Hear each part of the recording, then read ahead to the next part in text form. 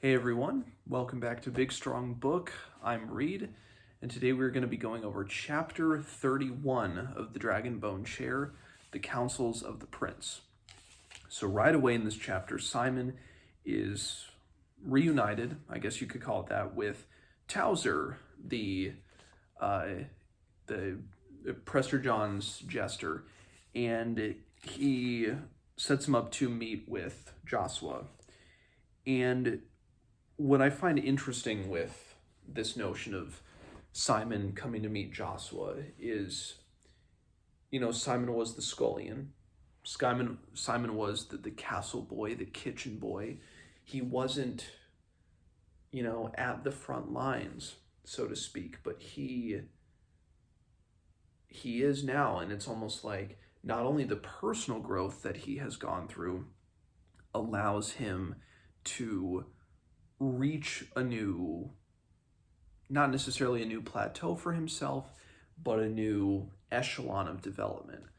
It's almost as if the trials that he has gone through seek to suit him better in the eyes of, in this case, in the eyes of superior men, or higher, if you don't want to get like in terms of the esoteric of really, if Joshua is really superior to Simon, certainly higher ranking men, since as Joshua is the Prince of Osten.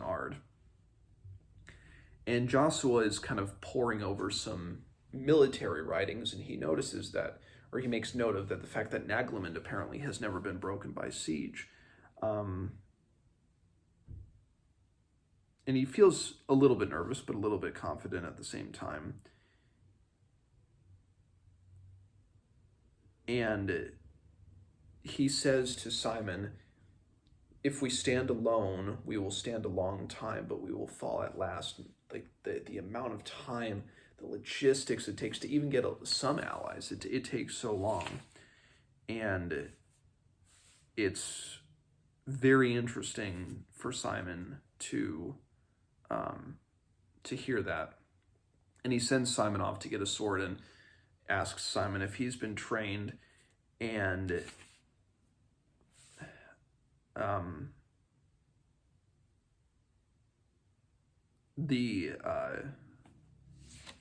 Benedict mentions to Simon that the Hernestiri have arrived and that there will be a council that evening, and that both Simon and Benedict will be sitting in on it. And Benedict throws the stones and gets Clouds in the Pass, Wingless Bird, and Black Crevice.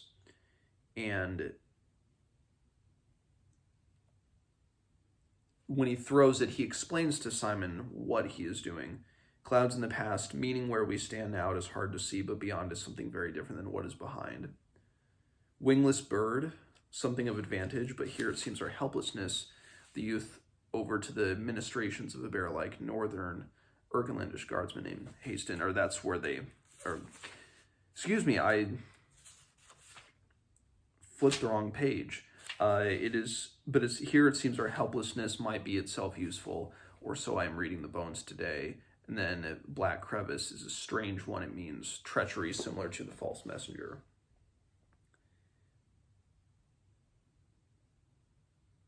And he has something to give to Simon, which is a message from Maria, saying, here are things for your bravery on your journey. May the good Lord always give you luck.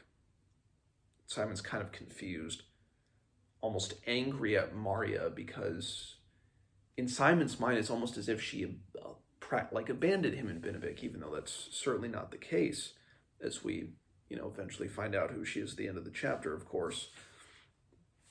And with Hasten, a guardsman, Simon they find a longbow, and he mentions that spear work would be probably better, and they'll he will get more educated the next day, and they enter the council room, and the lords of Urkland loyal to Snaglemund and Joshua. There's Hernestiri, there's Prince Gwithin, Baron Devalsils of Naban. And Benedict says, well, I know this because, like, I've had my ear to the ground for so long.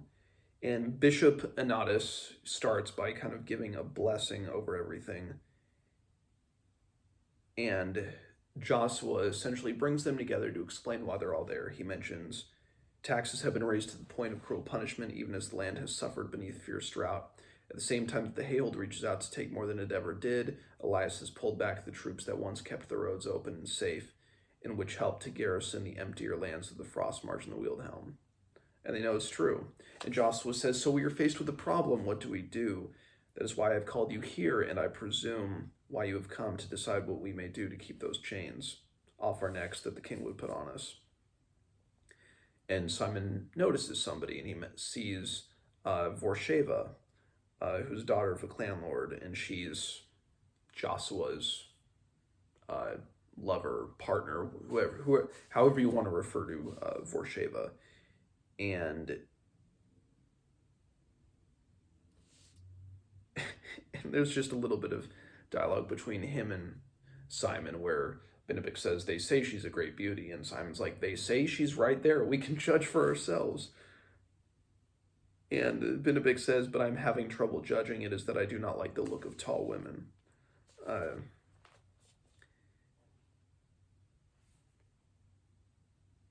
And they mentioned there, Baron Devalis asks Joshua, what do you want us to do? What do you want to take the throne? What do you want to do? And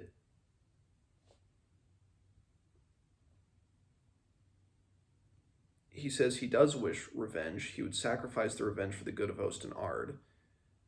But he does note that is possible because Elias has grown very dangerous. And he says, instead I bring to you one whose first-hand knowledge of Elias's ways you will, I'm sure, find easy to trust. That they may gain better knowledge and come to a consensus as a council. They can have a better idea of what they're up against. And he brings forward Princess Miriamel, who, of course, has been Maria Malachias this whole time. And that's the one thing that I've been a little bit worried about tripping up chapter by chapter, is accidentally referring to Malachias or Maria as Miriamel. But that's the reveal, like, okay, she's going to give testimony, and then the chapter ends. So no spoilers for today, just because I know that there will be much more ahead with the nature of the council meeting. I thought that was coming this chapter, but it's actually in one more chapter. So more on that for chapter 32. So if you've read chapter 31, let me know what you think, and I will see you guys next time.